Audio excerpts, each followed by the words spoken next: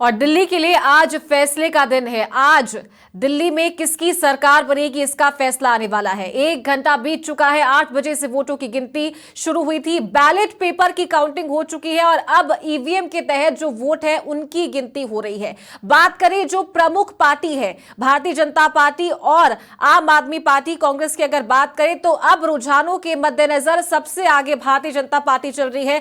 42 सीटों पर भारतीय जनता पार्टी आगे है और आम आदमी पार्टी 25 सीटों पर आगे चल रही है। तो अब ईवीएम की काउंटिंग हो रही है और नई दिल्ली सीट से आम आदमी पार्टी के संयोजक अरविंद केजरीवाल, कालकाजी सीट से आतिशी और जंगपुरा से मनीष सिसोदिया और पटपड़गंज से अवध ओझा पीछे चल रहे हैं। तो आम आदमी पार्टी के दिग्गज नेता अपनी अपनी सीटों से पीछे चल रहे हैं और अब कुछ देर में जो एग्जैक्ट रेशियो है वो भी धीरे धीरे आना शुरू हो जाएगा। लगभग रुझान कुछ देर में पूरे हो जाएंगे, रुझान आना पूरा हो जाएगा और उसके बाद जो एग्जैक्ट नंबर है वो भी कुछ घंटों में पता लगेगा।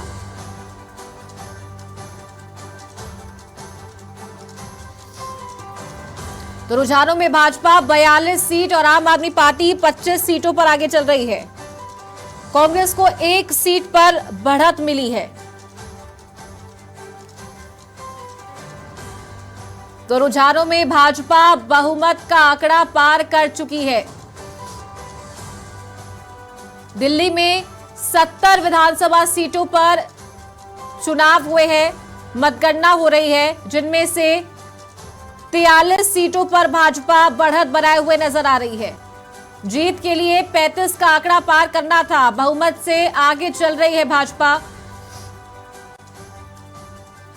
और नई दिल्ली सीट से आम आदमी पार्टी के अरविंद केजरीवाल, कालकाजी से आतिशी, जंगपुरा से मनीष सिसोदिया, पटपड़गंज से अवध ओझा पीछे चल रहे हैं।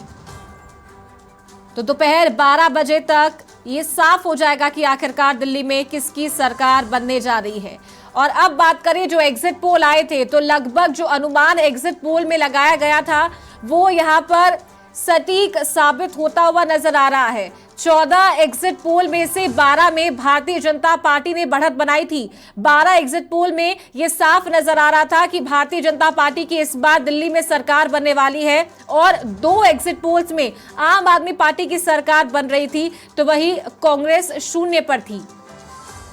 लेकिन रुझानों में 1 सीट पर कांग्रेस ने बढ़त बनाई है। तो 2 साल बाद शायद इस बार के विधानसभा चुनाव में कांग्रेस अपना खाता खोलने में कामयाब हो सकती है। 1 सीट पर बढ़त बनाए हुए है कांग्रेस पार्टी।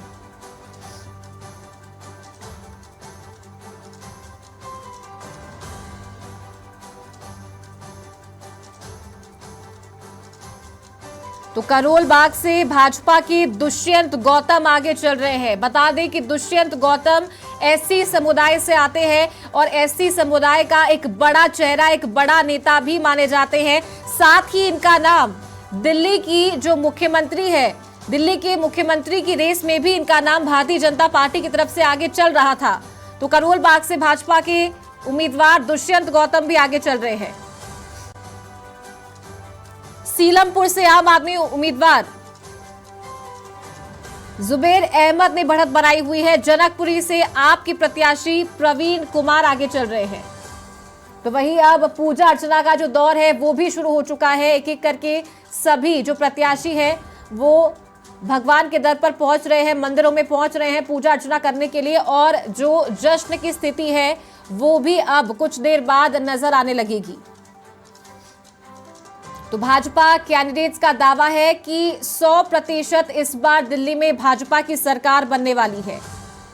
सभी का कहना है कि दिल्ली के नतीजे भाजपा के पक्ष में नजर आ रहे हैं और रुझानों में भी ये तस्वीर साफ देखने को मिल रही है। लेकिन लगभग 12 बजे ये तस्वीर साफ होगी कि किसके सर दिल्ली का ये ताज सजने वाला है।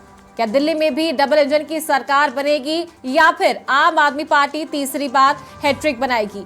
दिल्ली से सहयोगी ज्योति सिंह फोन लाइन पर जुड़ गई है। ज्योति, जो बहुमत का आंकड़ा है वो रुझानों में भाजपा पार करती हुई नजर आ रही है। 43 सीटों पर रुझानों में भाजपा ने बढ़त बनाई हुई है, आम आदमी पार्टी 26 सीटों पर है। क्या तस्वीर साफ नजर आती है इस रुझानों से? बिल्कुल चारू, देखिए अभी बात करें तो सिर्फ 1 घंटा ही हुआ है काउंटिंग को स्टार्ट हुए, और अभी ये जो ट्रेंड चल रहा है देखिए वो अर्ली ट्रेंड है, और इसीलिए अभी कुछ कहना बहुत ही मुश्किल है। अभी देखिए तस्वीर जो है पूरी तरीके से साफ वो 12 बजे के बाद होगी। अभी फिलहाल बैलेट पेपर की काउंटिंग हो रही है, अभी ईवीएम की भी देखिए काउंटिंग होना बाकी है। लेकिन अभी जो रुझान आ रहे हैं उन रुझान से बात करें तो आम आदमी पार्टी की मुश्किलें देखिए जो है, हम पहले ही कह रहे हैं, देखिए आम आदमी पार्टी के लिए ये चुनाव बहुत ही मुश्किल रहा है, और ये चुनाव जो है आम आदमी पार्टी के लिए कठिन रहा है। बीजेपी के लिए देखिए अगर हम बात करें तो बीजेपी के लिए ये चुनाव थोड़ा सा आसान इसलिए भी रहा क्योंकि पिछले 1 साल से बीजेपी ने इस चुनाव की तैयारियां स्टार्ट कर दी थी। तो चाहे अरविंद केजरीवाल के जेल जाने के मुद्दा को जिस तरीके से बुनाया, मनीष सिसोदिया के जेल जाने के मुद्दा बुनाया, तो तमाम जेल जाने का जो मुद्दा है वो बीजेपी ने बुनाया, और लोकल लेवल पर अरविंद केजरीवाल की छवि को लेकर जो मैसेज बीजेपी देने में कामयाब हुई है वो फिलहाल इन आंकड़ों से सामने जो है पूरा साफ तस्वीर जो है आती हुई दिखाई दे रही है। और अरविंद केजरीवाल की बात करें तो देखिए अरविंद केजरीवाल इस दिल्ली विधानसभा चुनाव का सबसे बड़ा चेहरा है, बिल्कुल। और चेहरा इसलिए भी हम कह रहे हैं क्योंकि देखिए सिर्फ अकेले अरविंद केजरीवाल के दम पर जो है और इनके चेहरे के दम पर जो है आम आदमी पार्टी ने एक बार नहीं बल्कि 2-2 बार चुनाव जीता है। यूँ कह सकते हैं कि हम 3 बार चुनाव जीता है, और इस बार भी अरविंद केजरीवाल का चेहरा है। बीजेपी ने भी अरविंद केजरीवाल के चेहरे पर ही चुनाव लड़ा है। इसलिए देखिए हम ऐसा इसलिए कह रहे हैं क्योंकि बार बार अरविंद केजरीवाल का नाम लेना, अरविंद केजरीवाल के ऊपर आरोप जिस तरीके से लगाए गए, तो बीजेपी ने भी अरविंद केजरीवाल के नाम को पूरी तरह से भुनाने की कोशिश करी है।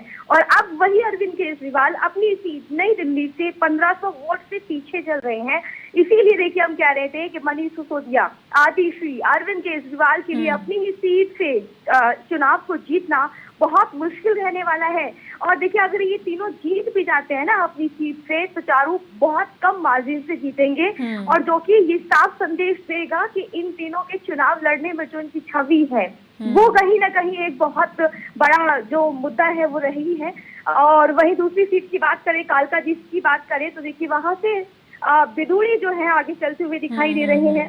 673 वोटों से वो आगे है। ग्रेटर कैलाश से बात करें तो सौरभ भारद्वाज लगातार आगे बनते हुए दिखाई दे रहे हैं। और रुझानों में बीजेपी की बात करें तो बीजेपी देखिए फिलहाल 40 से पार है। आम आदमी पार्टी 25 सीटों पर जो है देखिए यहाँ पर आती हुई दिखाई दे रही है। कांग्रेस तो जब से ही देखिए काउंटिंग स्टार्ट हुई है तब से 1-2 सीटों पर आते हुए सिमटती हुई दिखाई दे रही है।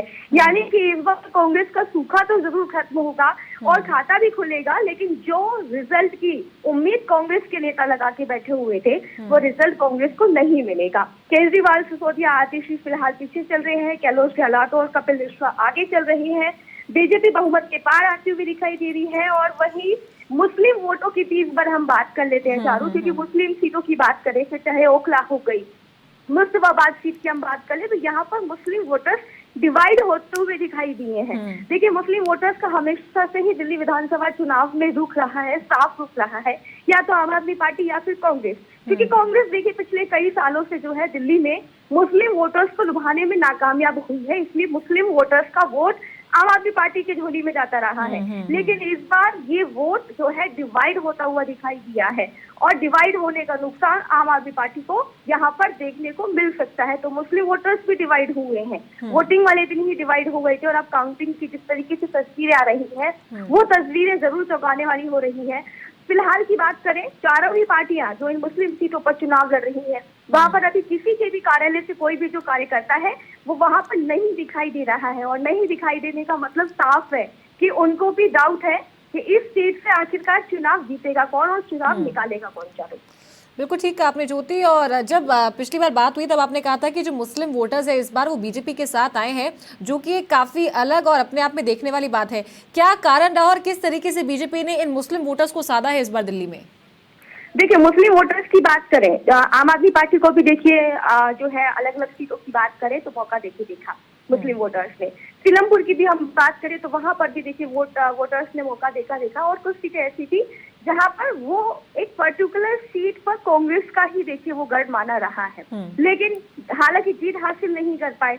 और अब ये मुश्किल समय कांग्रेस और आम आदमी पार्टी के लिए इसलिए भी रहा क्योंकि वोटर्स शिफ्ट हुआ है, बीजेपी की पार्टी की तरफ से शिफ्ट हुआ है, और दूसरी पार्टी एआईएम की बात करें तो वहां पर भी शिफ्ट होते हुए दिखाई दिया है। यहाँ पर मुस्लिम महिलाओं का सबसे बड़ा जो रोल है यहाँ पर रहा है, क्योंकि कहीं ना कहीं सिक्योरिटी की बात करें और दूसरी बात करें जो महिलाओं के प्रति जो स्कीम जो बीजेपी ने दी है, फिर चाहे 2500 रुपए की बात करें, यहाँ तक कि प्रेग्नेंट महिलाओं के लिए भी घोषणा की गई है कि प्रेग्नेंट महिला जो होगी उसको 21,000 रुपए यहाँ पर दिए जाएंगे।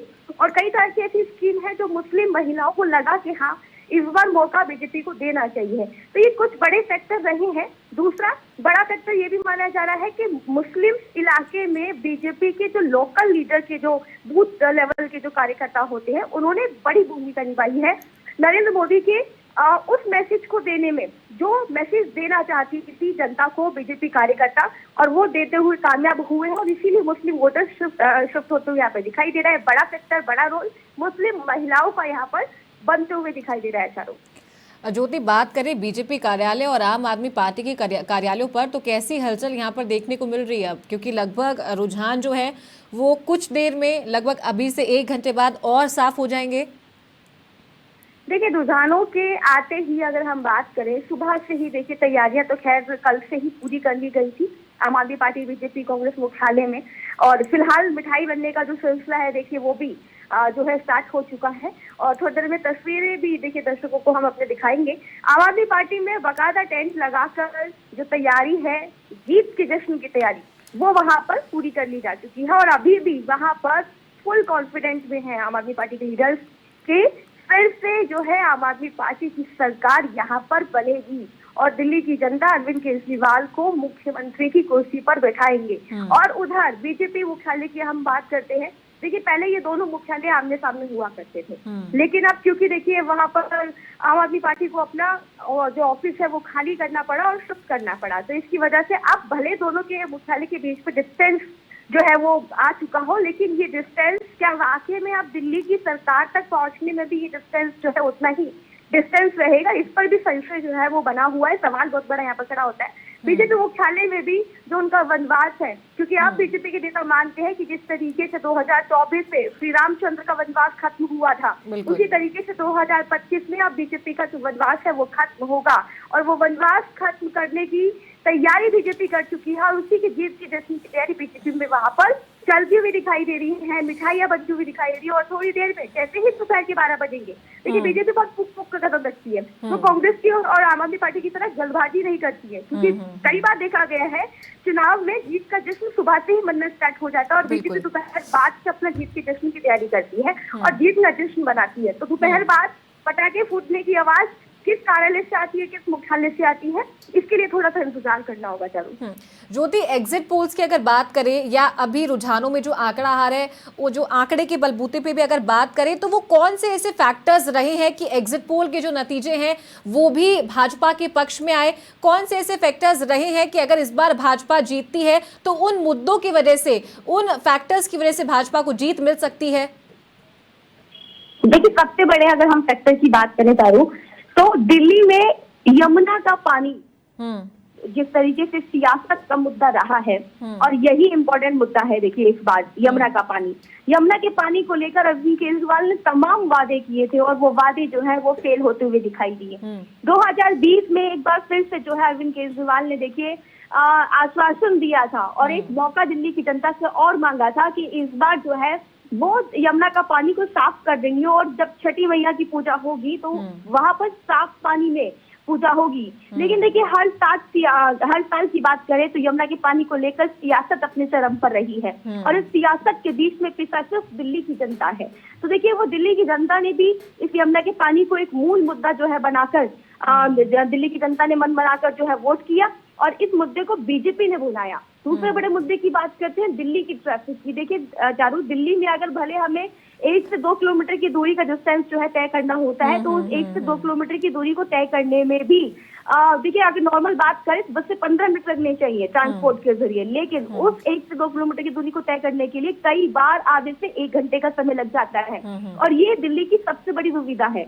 दूसरी बात करें तो सड़क पर जगह जगह गड्ढे, सड़क पर जब बरसात होती है, जब मॉनसून सीजन आता है तो देखिए पानी जो है लोगों के घरों में तैरता हुआ दिखाई देता है और उस वक्त पानी गायब हो जाता है। साल में 3 से 4 बार तो देखिए ऐसा टाइम आता है जब लोगों के घरों में पानी तक नहीं होता और पानी होता है तो पानी गंदा आता है। तो देखिए ये तमाम ऐसे मुद्दे हैं जिनको बीजेपी ने भुलाया है बीजेपी ने वादा किया है कि अगर बीजेपी की सरकार आती है तो ये तमाम मुद्दों पर काम करेगी बीजेपी सरकार, और साथ ही साथ महिलाओं को सिक्योरिटी की बात कही है, महिलाओं को पैसे देने की बात कही है। दूसरी बात ये कही है कि महिलाओं को किसी भी चीज के लिए परेशान होने की जरूरत नहीं पड़ेगी, फिर चाहे उनके प्रसव के दौरान की बात हो या फिर उनकी सुरक्षा को लेकर बात हो। तो ऐसे तमाम वादे जो है बीजेपी ने किए हैं। देखिए, वादे की अगर हम बात करें तो लगभग वादे आम आदमी पार्टी और बीजेपी के सेम है, लेकिन उसके बावजूद भी आम आदमी पार्टी के वादों पर भरोसा ना करके, घोषणाओं पर भरोसा ना करके अगर दिल्ली की जनता शिफ्ट हुई है, और इसका मतलब है कि बीजेपी पर, क्योंकि देखिए डबल इंजन की सरकार बन जाएगी अगर दिल्ली में बीजेपी की सरकार आती है, और इसीलिए कहीं ना कहीं दिल्ली की सरकार ये चाहती है कि जो केंद्र की सरकार दिल्ली से चला रही है वही अगर दिल्ली में भी आ जाए तो शायद दिल्ली वालों के नसीब खोले जा सकते हैं और खुल सकते हैं। चारू बिल्कुल, बात करें आम आदमी पार्टी की ज्योति तो अरविंद केजरीवाल के चेहरे पर चुनाव लड़ रही हैं। बात करें बीजेपी और कांग्रेस की तो किसी फेस को अभी तक सामने नहीं लाया गया है। भारतीय जनता पार्टी हमेशा प्रधानमंत्री के चेहरे पर चुनाव लड़ती आई है। कौन से वो चेहरे चर्चा में हैं जिनके सिर ये जो ताज है वो सज सकता है, और किन नामों की चर्चा हो रही है मुख्यमंत्री की रेस के लिए? देखिए, बीजेपी की अगर हम बात करें चारू, तो एक रैली के दौरान अमित शाह ने देखिए आम आदमी पार्टी पर आरोप लगाया था, साथ ही साथ बयान भी दिया था कि आम आदमी पार्टी ने अभी तक कोई भी जो मंत्री है एससी कैटेगरी से नहीं बनाया है, या फिर एससी के लिए जो है देखिए आम आदमी पार्टी कोई काम नहीं करती है। तो देखिए उसी दिन से ये कयास लगाना स्टार्ट हो गए थे कि इस बार बीजेपी की जो सत्ता की कमान है वो किसी एससी कैटेगरी के हिस्से में जाती हुई दिखाई देगी। और इसी एससी कैटेगरी से अगर हम बात करें तो दुष्यंत गौतम जो है, देखिए उनका नाम सबसे बड़ा नाम जो है दिल्ली में फिलहाल की बात करें तो वो सामने बना हुआ है।